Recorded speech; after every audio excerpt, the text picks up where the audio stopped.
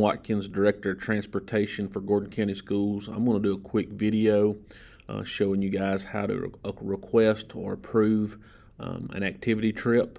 We have changed over from our trip tracker software that we previously used to a new software. It's with the same company, Tyler Technologies. This new software and new database is going to be called Advanced Trips. This is what your page is going to look like when you get there to log in. We'll be sending out the link via email, and we'll also have the link if you'll go to our GCB website here and click on menu and go to transportation under departments. You'll look out to your right and you'll see a little link right there, request a trip. This video, along with others, will be there. Help videos will be there on that page, along with the link for the new advanced trip. It won't say trip tracker anymore. It'll say advanced trip. And also there is the approved charter bus company. So if you want to charter a bus, all of our board approved companies that we've vetted for safety reasons and stuff like that are located there. So that way you can find that list of charter buses and call and schedule that. But this is what our page is going to look like. I went ahead and created generic login. So your username is going to be your first initial of your first name, your first initial of your last name, plus your employee ID number. So your employee ID number, if you don't know what that is, it's at the top of your pay stub. Most of the time it is associated with the last four of your social security number. Some people it's 5 digits, some people it's 4, just depending on if anybody else has that same last 4. So I've created a username here, John Doe, and his username is going to be John Doe, so JD. I've put his employee number just as his last 4, 1, 2, 3, 4. That's going to be his username. That is it. So for me, Tim Watkins, it would be TW, all cap, and then the last 4 or my employee ID number.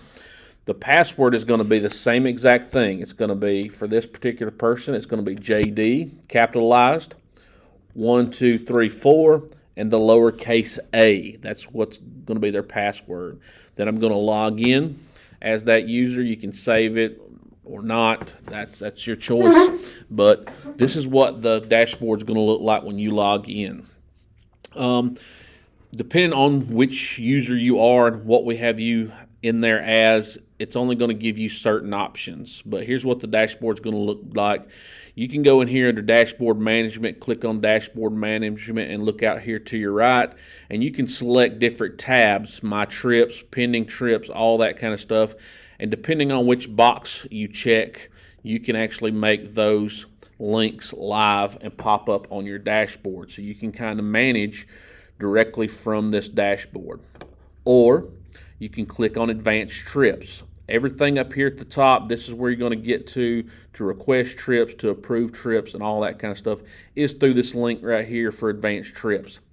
When I click on that, it's going to take me here to this page for advanced trips, and I'm able to see those tiles right there anyway. So if you wanted them on the first page, that's fine. You can activate those, or you can see them once you click on advanced trips. From this page, you can see we see recent trips here. There's a list to your right. We can see my trips, what trips that myself, John Doe here, has requested, how many of them are pending approval. If I'm an approver for a particular trip, if I'm an athletic director or something like that, then I can click on right here and it'll take me directly to see how many pending trips I have that need my approval. Then I'll just click on them from there and approve them from there. How many trips have been completed, scheduled, everything's here in this dashboard. So if you need help with any of that kind of stuff, how to navigate any of those extra things, just let us know. We'll be glad to put that on there. I'll probably be doing some future videos as we go further along to show how to approve certain things and stuff like that. So, but we're going to go into add a new activity trip. Everybody see this link right here? I'm going to click on that. It's going to take me to a page where I can request a trip. First thing you're going to look at is trip ID. That's an auto-generated number there that you can't change. It's automatically generated as soon as I go on here and attempt to request a trip. It's going to associate that number with this trip. Under description, guys, you can go in there and put anything you want to. It's kind of like a subject matter or something like that in an email. We put football trip, to so and so. We'll put, field trip to third grade field trip to, World of Coke. We can put anything like that we want to put. So for this particular one, I'm going to do, let's say AMS, Ashworth Middle School, to Telus Space Museum. Okay, so I can just name it that. When I go here and click on account name below that, when I click on account name, it's going to give me every account that I'm associated with.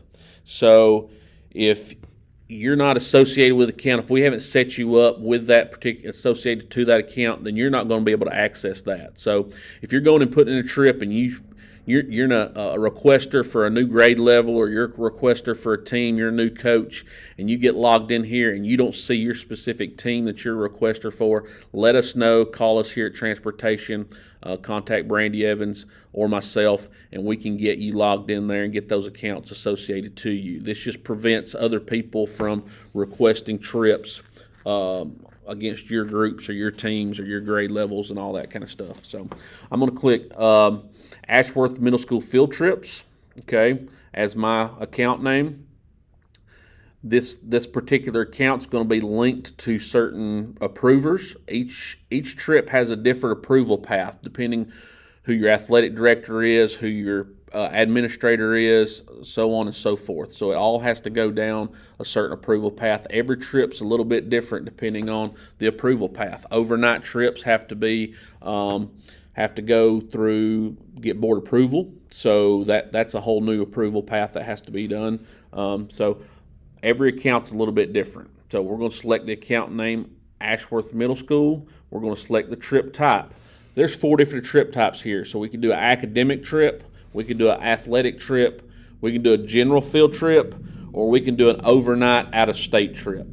Keep in mind that overnight out-of-state trips are any trips that are over 100 miles one way, trips that are out of state, or trips that are overnight. You have to stay overnight. So if you clicked one of those, it goes through a new approval process, and that has to get approved by the Board of Education. So those trips need to be put in well in advance, a few months in advance, so it can go through the approval process and get the board approval. The board only meets once a month. So if you wait till the last minute to do these, put in for these overnight out-of-state or over 100-mile trips, you may not be able to get it approved in time for your trip. So keep that in mind. So we're just going to select academic here.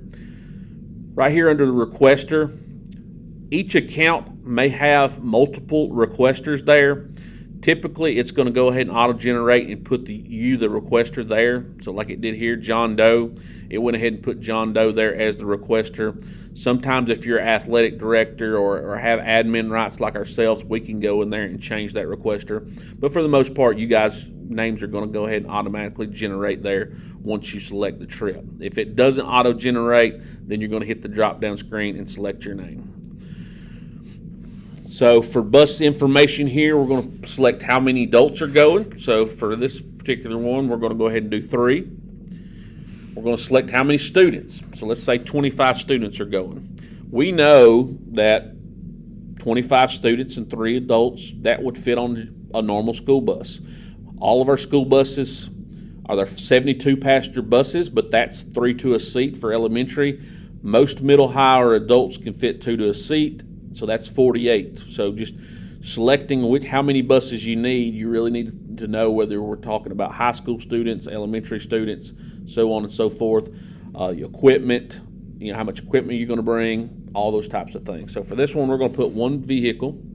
And aids. Aids are a monitor. So if you have a student that has special needs or something like that, maybe a nurse, maybe a bus monitor that has to ride because we're talking about a wheelchair student or something like that, then that's what we would select. We're going to select 0 for aids right now. Over here to the right, additional equipment. That's where you're going to request certain things. If you're requesting certain special equipment, whether it may be a microbus, maybe you're requesting a wheelchair bus, anything like that, that's where you would request it out here under additional equipment. Wheelchairs. If you need a wheelchair, these areas over here to your right are areas you must fill in. So a wheelchair, no, we don't need a wheelchair. Number of wheelchairs, we're going to put 0. 0 wheelchairs. Safety vest, no, we don't need a safety vest. So these are areas going to require you to fill those out. Contact name, we're just going to put John Doe.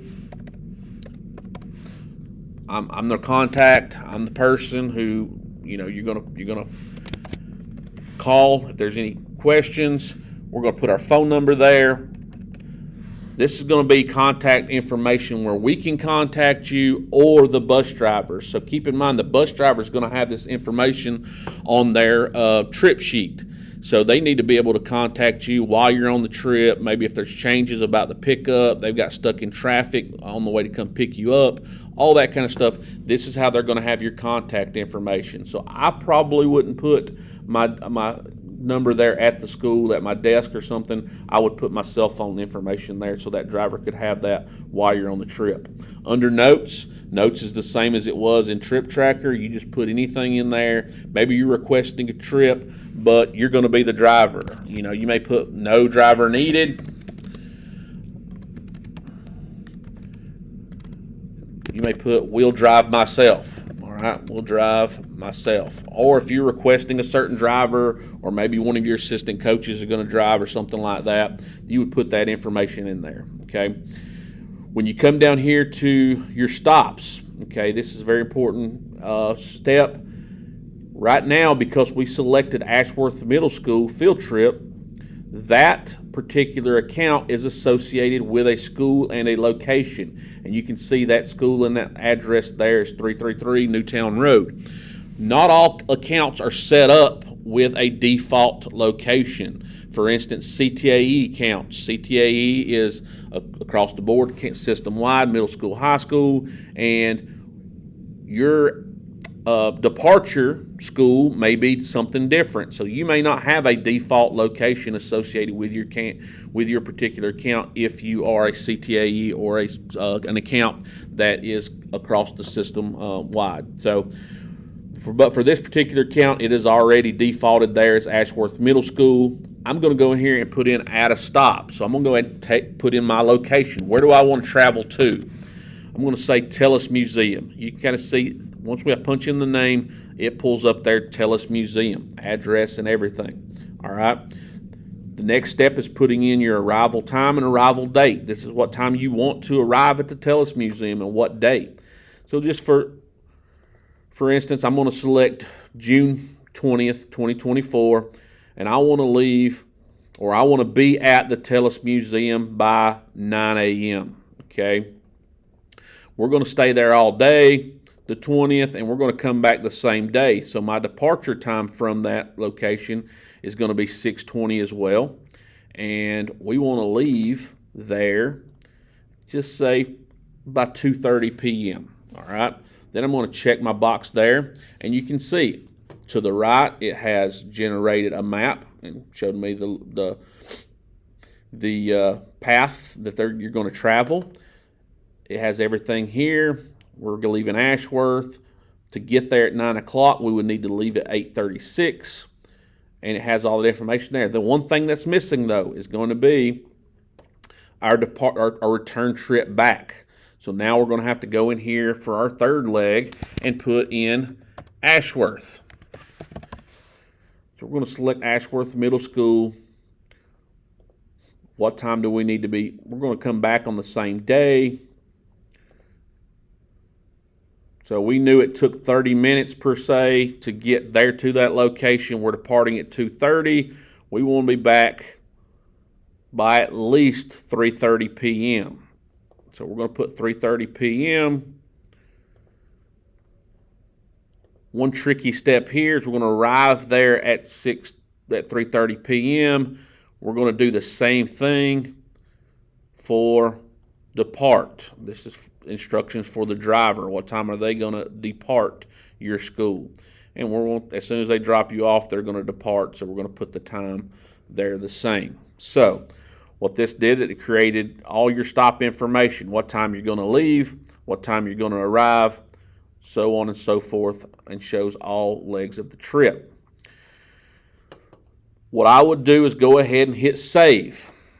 That doesn't request it. That doesn't do anything yet. That just hits save. Once you hit save, you can see to the right it saved successfully. That's going to give you access now to the estimate tool at the top. But you have to save it first before you can access the estimate tool. Once you click on the estimate tool, then it's going to show you here the estimate. It's going to show you the driver, the distance, $1.20 a mile, driving time, 3-hour minimum for the driver. It's going to show all of that there for you to see.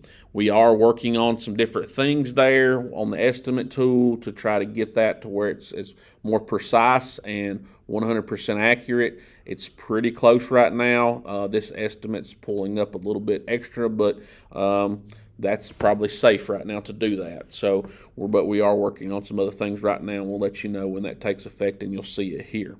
So let's go back to request. I'm looking at that request. Once I have everything in there, everything looks good, I can hit request trip.